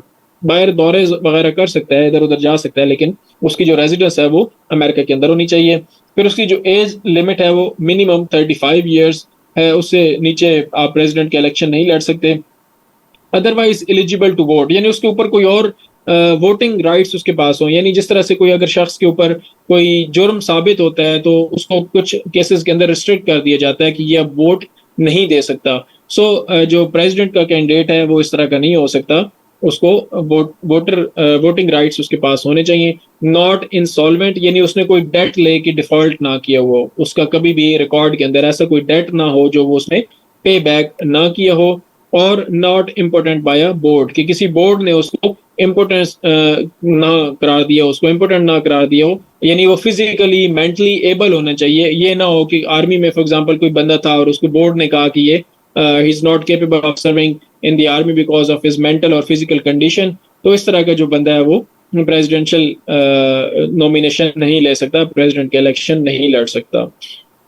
अब टोटल इलेक्टोरल वोट्स कितने हैं यूएस के अंदर? टोटल इलेक्टोरल वोट्स हैं, जितने हाउस ऑफ रिप्रेजेंटेटिव्स के मेंबर्स हैं वो है 435, पीछे आप पढ़ चुके हैं, प्लस जितने सेनेट के मेंबर्स हैं वो है 100, ये भी आप पीछे पढ़ चुके हैं, प्लस 3, ये जो 3 है ये डिस्ट्रिक्ट ऑफ कोलंबिया के रिप्रेजेंटेटिव्स हैं। डिस्ट्रिक्ट ऑफ कोलंबिया यूएस के अंदर वॉशिंगटन, जहाँ पे जो उनका दारुल खिलाफा है वो है वॉशिंगटन, और वॉशिंगटन के आगे आपने कई दफा पढ़ा होगा डीसी लिखा हुआ होता है। वॉशिंगटन डीसी का मतलब यह है कि वॉशिंगटन जो कि डिस्ट्रिक्ट ऑफ कोलंबिया के अंदर वाक़ है। जितनी भी स्टेट्स हैं यूएस के अंदर वो डिस्ट्रिक्ट्स के अंदर डिवाइड उनको किया हुआ है, और ये एक ऐसी डिस्ट्रिक्ट है, डिस्ट्रिक्ट ऑफ कोलंबिया, जो किसी स्टेट का हिस्सा नहीं है। District of Columbia New York state के साथ ही वाक़ है। यूएस के अंदर वॉशिंगटन एक स्टेट है और एक उनका कैपिटल है। वॉशिंगटन स्टेट जो है उसको सिर्फ वॉशिंगटन लिखा जाता है, और जो उनका कैपिटल है उसको वॉशिंगटन डीसी लिखा जाता है, यानी वॉशिंगटन डिस्ट्रिक्ट ऑफ कोलंबिया। ये डिस्ट्रिक्ट ऑफ कोलंबिया के 3 जो रिप्रेजेंटेटिव्स हैं इनको इलेक्टोरल वोट्स का इनके साथ इनको यानी शामिल किया जाता है, लेकिन ये किसी ये ऐसा वाइड डिस्ट्रिक्ट है इसके पास सेनेट के अंदर या हाउस के अंदर इसका कोई रिप्रेजेंटेशन नहीं मौजूद। अब जो टोटल इलेक्टोरल वोट्स हैं ये, और जो आपके जो टोटल नंबर्स ऑफ सेनेटर्स या रिप्रेजेंटेटिव्स हैं वो थोड़ा सा मुख्तलिफ है। ये थोड़ी सी समझने वाली बात है कि जो लोग अमेरिकन प्रेसिडेंट को वोट देते हैं वो सेनेटर्स नहीं होते, वो कांग्रेसमैन नहीं होते, वो हाउस के मेंबर्स नहीं होते। ये काफ़ी लोगों को कन्फ्यूजन होती है। अमेरिका का जो प्रेसिडेंट है, उसको कोई भी कांग्रेस का मेंबर वोट नहीं देता। जो पब्लिक है, वो इलेक्टर्स को वोट देती है और वो इलेक्टर्स जाके प्रेसिडेंट को वोट देते हैं और ये इलेक्टर्स किसी हाउस के मेंबर नहीं होते। ये हाउस रिप्रेजेंटेटिव्स के या सेनेट के मेंबर्स नहीं होते। इनका पर्पस सिर्फ ये होता है कि इलेक्शंस के दिनों में लोग, ये रिप्रेजेंटेटिव्स होते हैं अपनी अपनी डिस्ट्रिक्ट के, यानी डिस्ट्रिक्ट ऑफ कोलंबिया के अंदर से 3 लोग होंगे जो रिप्रेजेंट कर रहे होंगे लेट्स से डेमोक्रेटिक पार्टी को। उन 3 लोगों को वो वहां से इलेक्शन एक तरह से जीतेंगे। उनके पास टिकट्स होंगे प्रेसिडेंशियल कैंडिडेट के। लेट्स से बाइडेन है तो बाइडेन के 3 इलेक्टर्स होंगे। अगर डिस्ट्रिक्ट ऑफ कोलंबिया से उस डिस्ट्रिक्ट से बाइडेन जीत जाता है तो वो 3 इलेक्टर्स जाके जो कन्वेंशन होगा, नेशनल कन्वेंशन, उसके अंदर वोट देंगे। उसके अलावा इनका कोई खास रोल नहीं होता। ये सिर्फ और सिर्फ एक कह लें इनको कि मैसेंजर का रोल प्ले करते हैं कि वहां से अपने डिस्ट्रिक्ट के अंदर ये कैंपेन वगैरह रन करेंगे और वहां से ये इलेक्शन जीतेंगे और ये जो अपना वोट है ये जाके नेशनल कन्वेंशन के अंदर प्रेसिडेंट को दे देंगे। तो प्रेसिडेंट जिसके पास मेजोरिटी होगी वो इलेक्शन जीत जाएगा। सो जो इलेक्टर्स हैं वो और जो सेनेटर्स या रिप्रेजेंटेटिव्स हैं वो एक मुख्तलिफ चीज़ है। अब जनरल इलेक्शन किस तरह से होगा? ये नवंबर के अंदर होता है। 2 मेजर पार्टीज हैं, डेमोक्रेट्स और रिपब्लिकन्स। डेमोक्रेट्स का जो साइन है वो ब्लू लिया जाता है और जो रिपब्लिकन्स हैं उनका जो कलर है उसको रेड लिया जाता है। डेमोक्रेट्स स्टेट्स भी कहीं से अगर स्टेट कोई जीत रही होती है, अगर यूएस इलेक्शन अगर आपने देखे हो, जब न्यूज़ के अंदर उनको रिप्रेजेंट किया जा रहा होता है तो कुछ स्टेट्स को ब्लू कलर में शो किया जा रहा होता है और कुछ को रेड में। तो जो ब्लू कलर वाली स्टेट्स होती हैं वो डेमोक्रेटिक विक्ट्री होती है वहाँ, और जो रिपब्लिकन स्टेट्स हैं उनको रेड कलर के अंदर शो किया जाता है। प्रेसिडेंट को डायरेक्टली वोट नहीं दिया जाता। अगेन आपने इस चीज को भी समझ लेना है कि पॉपुलर वोट के जरिए से प्रेसिडेंट नहीं बनता। ऐसा नहीं होता कि जिसने 51% वोट ले लिए हैं वो प्रेसिडेंट बन जाएगा और जिसने 49% वोट लिए हैं वो हार जाएगा। जरूरी नहीं है। कई ऐसे भी होता है कि जो हारने वाला प्रेसिडेंट होता है उसकी परसेंटेज जीतने वाले से ज्यादा होती है। जैसे प्रेसिडेंट ट्रंप का जो इलेक्शन था, अभी रिसेंट जो लास्ट इलेक्शन था, उसके अंदर पॉपुलर वोट प्रेसिडेंट ट्रंप के पास ज्यादा था, लेकिन जो इलेक्टर्स थे वो ज्यादा थे प्रेसिडेंट बाइडेन के पास। तो ये डायरेक्ट इलेक्शन नहीं होता, ये इनडायरेक्ट इलेक्शन होता है। इसमें क्या है कि जितनी भी स्टेट्स हैं उनको एक खास नंबर ऑफ इलेक्टर्स दिए जाते हैं और ये जो इलेक्टर्स होते हैं ये बेस्ड होते हैं कांग्रेस के अंदर रिप्रेजेंटेशन। कैलिफोर्निया के अंदर फॉर एग्जांपल मैंने आपको बताया कि हाउस के मेंबर्स जो कैलिफोर्निया के अंदर होते हैं वो 53 हैं और 2 वहां पे सेनेट के मेंबर्स हैं। तो टोटल उनकी जो रिप्रेजेंटेशन है कांग्रेस के अंदर वहां पे 55 है। तो कैलिफोर्निया को इलेक्टर्स भी 55 दिए जाएंगे। कैलिफोर्निया के अंदर डिस्ट्रिक्ट्स भी 55 ही बनेंगी। वो इलेक्टर्स जो होंगे वो 55 में से जो भी प्रेसिडेंट मेजोरिटी जीत जाएगा उसको सारे के सारे दे दिए जाएंगे। ये यहाँ पे विनर टेक्स ऑल का एक सिस्टम लगाया जाता है कि कैलिफोर्निया की जो स्टेट है वहां पे टोटल इलेक्टर्स हैं 55। डेमोक्रेटिक पार्टी नॉर्मली कैलिफोर्निया के अंदर इलेक्शन जीतती है। डेमोक्रेटिक पार्टी लेट से 40 इलेक्टर्स वहां से जीत जाती है, यानी 40 डिस्ट्रिक्ट्स के अंदर डेमोक्रेटिक पार्टी को मेजोरिटी मिलती है तो पूरे की पूरी 55 डिस्ट्रिक्ट्स गिनी जाएंगी डेमोक्रेटिक पार्टी के हिस्से में। ऑल्दो कि जो बाकी 15 डिस्ट्रिक्ट्स हैं वहां पे जो जीतने वाला कैंडिडेट था वो रिपब्लिकन पार्टी का था, लेकिन ये विनर टेक्स ऑल का सिस्टम ऐसे है कि किसी भी स्टेट के अंदर जो भी जो पार्टी है वो मेजोरिटी डिस्ट्रिक्ट्स जीतेगी उसको तमाम डिस्ट्रिक्ट्स दे दिए जाएंगे। जो भी 40 जीत गया तो कैलिफोर्निया के 55 के 55 उसको दे दिए जाएंगे और 55 इलेक्टर्स वहां से डेमोक्रेटिक पार्टी ने हासिल कर लिए।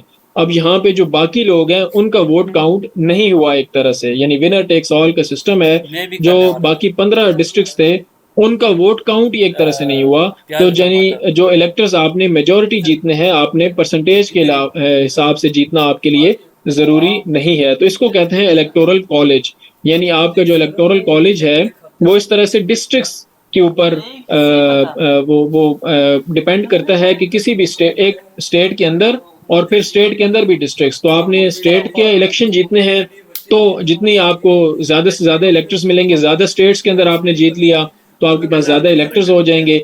और उन स्टेट्स में से अगर आपने इलेक्शन जीता जहां पे इलेक्टर्स की तादाद ज़्यादा थी तो आपको वहाँ पे ज़्यादा फ़ायदा होगा। सो ये एक डायरेक्ट इलेक्शन नहीं है, ये इनडायरेक्ट इलेक्शन है जहाँ पे इलेक्टोरल कॉलेज मौजूद है और ये जो नंबर ऑफ इलेक्टर्स हैं ये बेस्ड हैं रिप्रेजेंटेशन इन कांग्रेस के हिसाब से और जो प्रिंसिपल है वो यहाँ पे लगाया जाता है विनर टेक्स ऑल का। सारी स्टेट्स के अंदर ये नहीं है लेकिन मेजॉरिटी स्टेट्स के अंदर यही है। कुछ स्टेट्स हैं, मेन एक स्टेट है जिसके अंदर बहुत थोड़े से इलेक्टर्स भी हैं, वहां पे ये प्रिंसिपल लागू नहीं होता, लेकिन मेजॉरिटी स्टेट्स के अंदर विनर टेक्स ऑल का सिस्टम लागू है।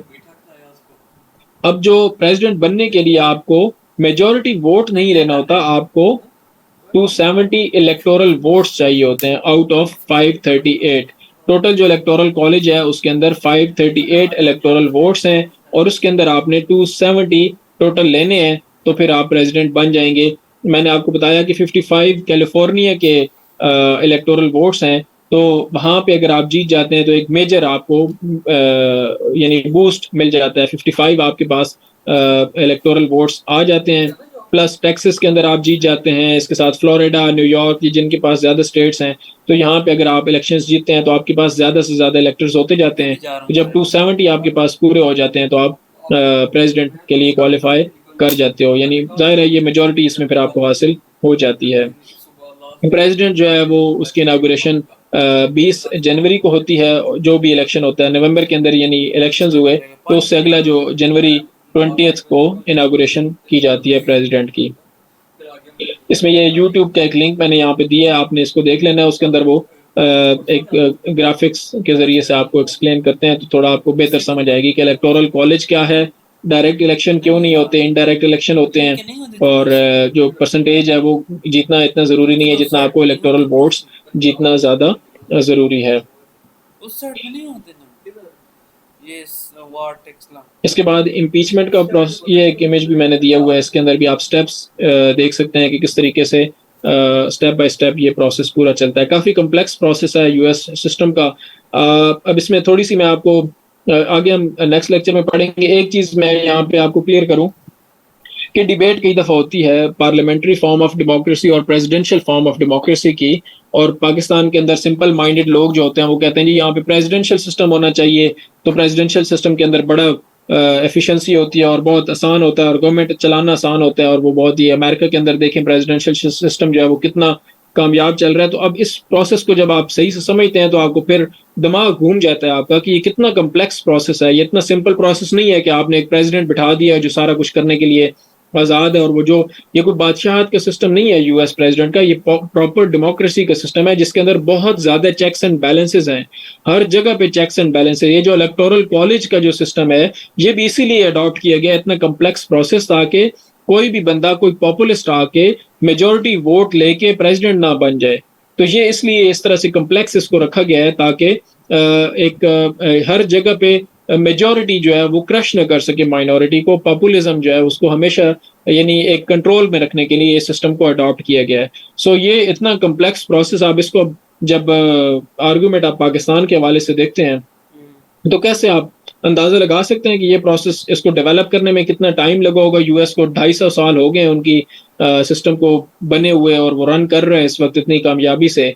तो उसकी कोई पीछे रीजंस हैं, उसकी डेवलपमेंट, उसकी एवोल्यूशन होने के बाद वो यहाँ पे पहुंचा है। तो आप समझते हैं कि हम प्रेसिडेंशियल सिस्टम पाकिस्तान के अंदर अगर नाफिज कर देंगे तो ऐसे हमारे मसाइल ओवरनाइट सही हो जाएंगे, तो ऐसा नहीं है।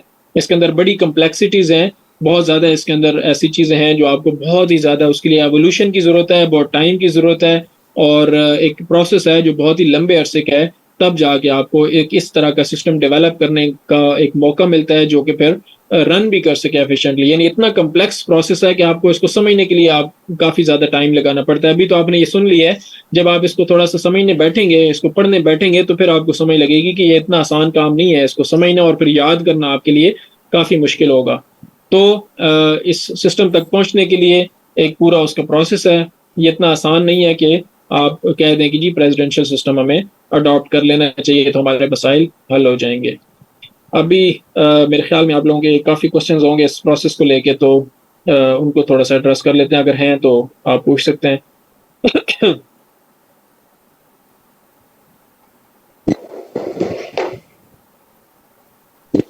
अस्सलाम वालेकुम सर।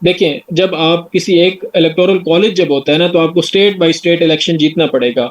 जब आप परसेंटेज की बात करते हैं, तो फिर और ज़्यादा यहाँ पे प्रॉब्लम है कि आप सिर्फ़ बड़ी स्टेट को ही जीतने की कोशिश करेंगे, क्योंकि परसेंटेज के हिसाब से पॉपुलेशन अगर आप देखते हैं, तो लेट्स से 10 स्टेट की पॉपुलेशन शायद बाकी 40 स्टेट के बराबर होगी, तो आप उन 10 स्टेट के अंदर इलेक्शन जीत जाएँ, तो बाकी 40 की 40 स्टेट्स जो हैं, वो इर्रेलेवेंट हो जाएँगी। तो यहाँ पे ये है कि आपके स्टेट बाय स्टेट आप इलेक्शन जीतेंगे, तब जाके आपका इलेक्टोरल कॉलेज के वोट्स आपके बन सकेंगे।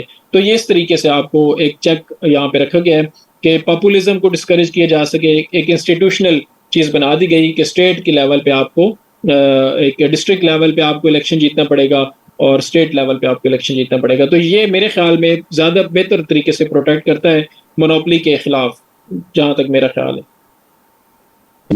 और सर आपने बताया कि इनके जो होते हैं इलेक्टोरल्स होते हैं, उनका काम होता है एज आर्बिटर।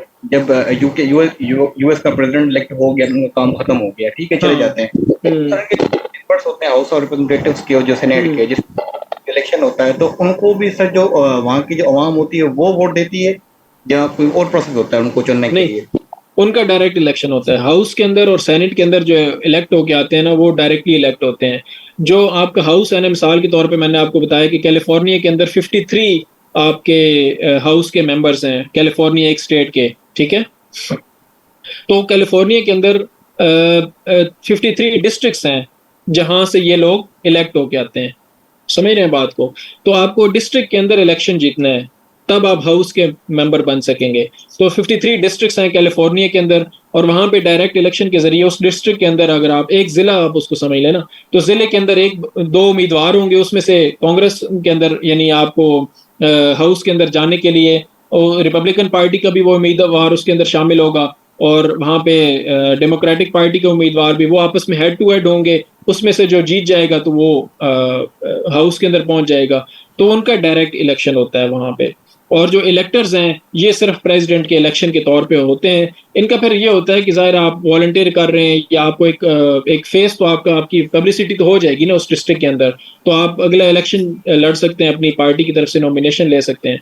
तो जो हाउस के या सेनेट के मेंबर्स हैं, सेनेट जो है वो 2 सीटें स्टेट लेवल पे वो कम्पीट करके ऊपर आएंगे, और जो हाउस के अंदर जो है वो डिस्ट्रिक्ट लेवल पे कम्पीट करके वो हाउस के मेंबर्स बनेंगे। ठीक है, बताया जो उनका 2 साल के बाद इलेक्शन होता है, ठीक है सर। जी। ड्रॉबैक्स वगैरह नहीं, क्योंकि देखो टर्म तो टोटल 4 साल है, तो 2 साल के अंदर प्रेसिडेंट मतलब उसकी जो कैबिनेट है और जो उसके जो हाउस ऑफ रिप्रेजेंटेटिव्स के लोग हैं, उनका माइंड डिफरेंट होगा। डाइवर्स जो है ना, ये हाउस ऑफ रिप्रेजेंटेटिव होता है, क्योंकि ये भी लोगों से इलेक्ट होता है। तो जिस तरह को देता है कि मिलता है कि जो विड्रो विल्सन था, उसने लीग ऑफ नेशन खुद ही बनाई थी, और उसको आपके हाउस ऑफ रिप्रेजेंटेटिव ने रेक्टिफाई नहीं किया था। सर मैंने ये भी पढ़ा था कि अगर लीग ऑफ नेशन को रेक्टिफाई करते तो वर्ल्ड वॉर 2 के जो चांसेस थे ना, वो बहुत ज्यादा कम होते। तो सर कुछ ड्रॉ है कि जो डेवलपमेंट वगैरह होती है, जो सदारती निज़ाम है, अगर ऊपर एक पार्टी हो, नीचे और पार्टी एक और पार्टी हो, तो उनके बीच में सर कोई नहीं होता डेंजर वगैरह या कोई? नहीं, होता है, बिल्कुल होता है, और वो बेहतर होता है, वो अच्छा होता है। देखिए, आपने देखना ये है कि लॉन्ग टर्म क्या चीज़ फ़ायदे में है और शॉर्ट टर्म क्या चीज़ फ़ायदे में है। जब आप एग्जीक्यूटिव को ज़्यादा इख्तियारात दे देते हैं ना, तो शॉर्ट टाइम तो लगता है आपको कि बड़ी एफिशिएंसी आ गई है और चीज़ें बड़े जल्दी-जल्दी होने लग गई हैं, और हालात जो हैं वो बड़े डिसीजंस बड़े क्विकली हो रहे हैं। तो लेकिन जो लॉन्ग टर्म में वो फिर चीज़ें ख़राब करती हैं, क्योंकि पावर जो होती है ना, वो जब एक बंदे के पास या एक इंस्टीट्यूशन के पास आती है, तो वो करप्ट करती है। आपको पता है पाकिस्तान के अंदर क्या सिचुएशन चल रही है। तो इसलिए जब चेक्स एंड बैलेंसेस होते हैं ना, तो आपको लगता तो है कि देखें जी, एक प्रेसिडेंट ने इतना अच्छा काम करने की कोशिश की, लेकिन कांग्रेस ने उसको रेटिफाई नहीं किया, तो देखिए इतना बड़ा नुकसान हो गया। लेकिन लॉन्ग टर्म, और दूसरी बात लीग ऑफ नेशंस की जहां तक बात है, तो आपने देखना यह है कि यूएस के इंटरेस्ट में क्या चीज़ है। अगर यूएस की कांग्रेस ये समझती है, यूएस के लोग ये समझते हैं कि हमें नहीं दुनिया के मामलात में इस तरह से हिस्सा लेना, तो ठीक है ना, आपकी कांग्रेस लोगों की मर्जी के मुताबिक चल रही है। लोग नहीं चाहते ऐसे दुनिया की लीग ऑफ नेशंस लेके और सरबराही करना, तो ठीक है, ये डेमोक्रेसी है, वहाँ के लोगों का ये नहीं था, तो कांग्रेस ने नहीं किया, और लोग बिल्कुल इस तरह इसके हक में थे। आइसोलेशनिज्म की पॉलिसी वहाँ की पब्लिक की डिमांड थी, तभी यूएस हमेशा से एक आइसोलेशनिस्ट पॉलिसी के ऊपर चलता रहा है। उसमें चेंजेस आई हैं, वो हम हिस्ट्री को जब आहिस्ता आहिस्ता पढ़ेंगे कि किस तरीके से चीज़ें चेंज हुई। लेकिन वो पब्लिक की डिमांड है ना। आपने 2 साल बाद इलेक्शन करवाया, पता चल जाएगा कि पब्लिक का मूड किस तरफ है, पब्लिक खुश नहीं है प्रेसिडेंट बाइडेन से, तो वो वहाँ पे हाउस के अंदर उनको मेजॉरिटी नहीं देंगे और हाउस के अंदर वो रिपब्लिकन्स को मेजॉरिटी दे देंगे। तो प्रेसिडेंट बाइडेन साहब को भी पता चलेगा कि देखें मेरी पॉलिसीज कोई बहुत अच्छी नहीं चल रही, इसलिए मेरे ऊपर जो है वो और हो सकता है प्रेसिडेंट गलत काम करने में लगे हुए हों। तो जब आप हाउस के अंदर लोगों ने फील किया कि प्रेसिडेंट की पॉलिसीज अच्छी नहीं है, तो उन्होंने उनको फौरन रोकने का एक मैकेनिज्म आपके पास है कि हाउस के अंदर उनकी मेजॉरिटी को खत्म कर दिया जाए। तो प्रेसिडेंट अब क्या कर सके, पावरलेस हो गया। इसके ड्रॉबैक्स भी हैं, इसमें एक शटडाउन, यूएस गवर्नमेंट का एक शटडाउन होता है। वो यूं होता है कि जब प्रेसिडेंट किसी चीज के लिए बजट मांगता है और हाउस कहता है कि हम बजट नहीं देते, हम पैसे नहीं देते, तो यूएस की पूरी गवर्नमेंट शटडाउन हो जाती है। वो एक जो 2000 शायद 18 में नहीं, 2019 में शायद एक इस तरह से हुआ था कि पूरे 1.5 महीने तक कोई बजट एलोकेशंस नहीं हुई थी। तो क्योंकि हाउस और जो यानी जो एग्जेक्टिव था उनके दरमियान में मामला तय नहीं पा रहे थे कि बजट को किस तरीके से एलोकेट होना चाहिए। तो ये कई दफ़ा इस तरह के प्रॉब्लम्स आती हैं, लेकिन लॉन्ग टर्म के लिए जब आपकी पावर इस तरह से शेयर्ड होती है तो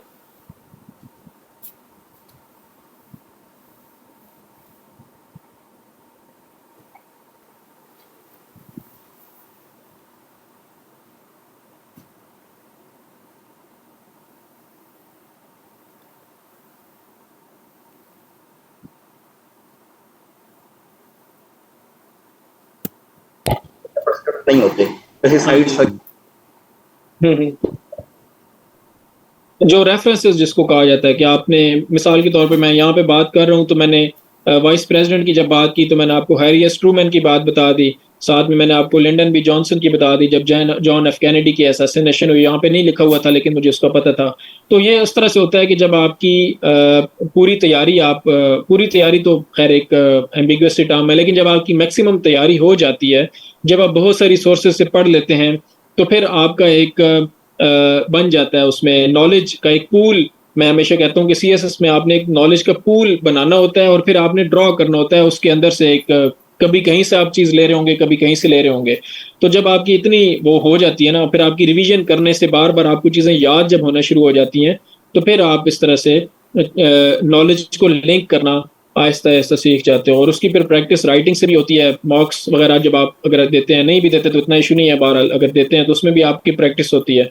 तो ये जितना ज़्यादा आप रिवाइज करेंगे चीज़ों को, इतनी ज़्यादा वो आपको याद होना शुरू हो जाएंगी और जितनी ज़्यादा वो आपकी कन्वर्सेशन के अंदर भी और आपकी राइटिंग के अंदर भी वो शामिल होना शुरू हो जाएंगी। थोड़ा सा लिंकिंग का देख भी लिया करें कि अच्छा ठीक है यार, मुनरो डॉक्ट्रिन थी तो क्यूबन मिसाइल क्राइसिस के अंदर भी मुनरो डॉक्ट्रिन का एक आप थीमेटिक सा लिंक बनता है, और फिर रशिया का यूक्रेन क्राइसिस अभी चल रहा है तो वो वहाँ पे भी मुनरो डॉक्ट्रिन आप कह सकते हैं कि ये यूएस की एक मुनरो डॉक्ट्रिन है और दूसरी तरफ रशिया की। यानी इस तरह से आप कॉन्सेप्ट्स को फिर थोड़ा थोड़ा लिंक कर सकते हैं अगर आप थोड़ी सी उसकी प्रैक्टिस करें तो।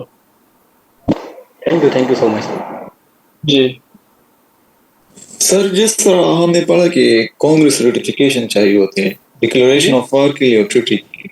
जी जी हम रेटिफिकेशन का पढ़ा, डिक्लेरेशन ऑफ वॉर और ट्रीटी के लिए। ठीक है। तो अफगानिस्तान से जो विड्रॉवल हुई और जो JCPO ईरान से ट्रम्प ने खत्म की, तो उसमें तो रेटिफिकेशन नहीं हुई थी ना? उसमें रेटिफिकेशन, हाँ उसमें रेटिफिकेशन नहीं थी।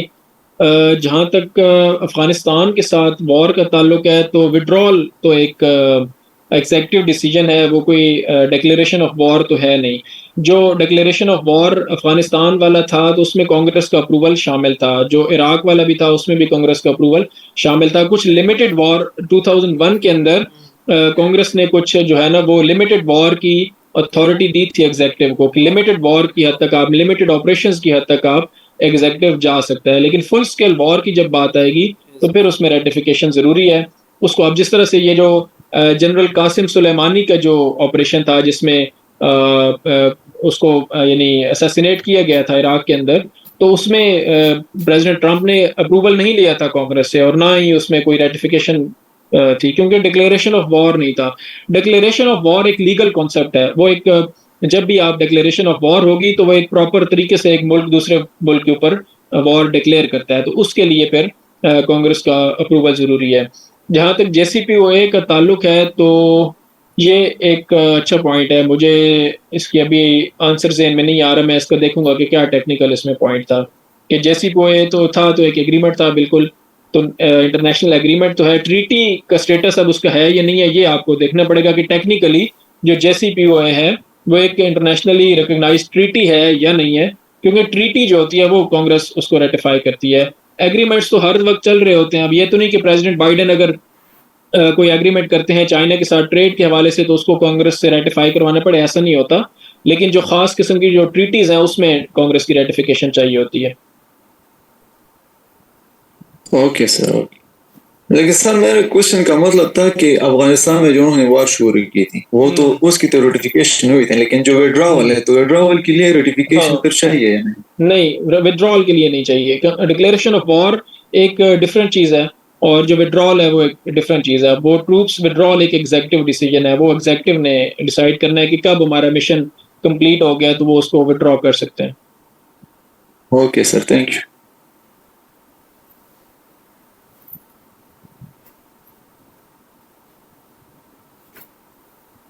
जी, क्लियर है। इसको पढ़ लीजिएगा दोबारा, और कल अगर इसमें कोई चीज़ अगर आपको नहीं समझ आती। जी, सर कन्वेंशन ऑफ स्टेट्स का आपने जिक्र किया है तो वो बता दें वो क्या होती है?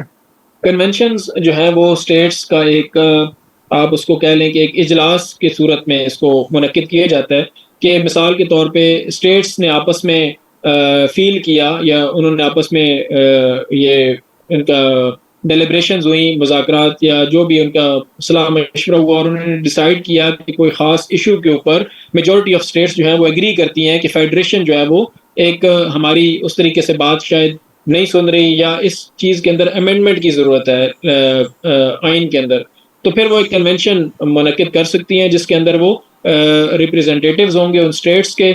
और अगर वो रिप्रेजेंटेटिव्स 3/4 ऑफ दोज रिप्रेजेंटेटिव्स अगर कोई अमेंडमेंट को अप्रूव करते हैं तो फिर फेडरेशन के ऊपर लाजमी होगा कि वो उसको माने। उसकी वजह यह है कि दोनों तरफ इख्तियारात दिए गए हैं। एक तरफ फेडरेशन को ये इख्तियार दिया गया है कि वो कांग्रेस के ज़रिए से अमेंडमेंट को प्रपोज कर सकती है जिसको फिर स्टेट्स रेटिफाई करेंगे, और दूसरी तरफ स्टेट्स को यह इख्तियार दिया गया है कि अगर वो चाहते हैं किसी अमेंडमेंट को लेके आना कॉन्स्टिट्यूशन के अंदर, तो फेडरेशन अगर नहीं भी चाहती तो फिर अगर मेजॉरिटी ऑफ स्टेट्स चाहती हैं तो वो उस अमेंडमेंट को प्रपोज कर सकती हैं। तो ये कन्वेंशन का ये मतलब है।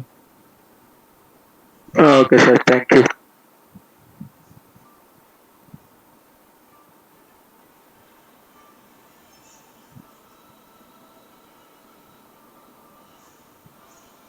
चलें जी, इंशाल्लाह नेक्स्ट लेक्चर में मुलाकात होगी। उसमें अगर आपके कुछ क्वेश्चंस वगैरह भी इसके हवाले से हैं तो वो फिर आप कल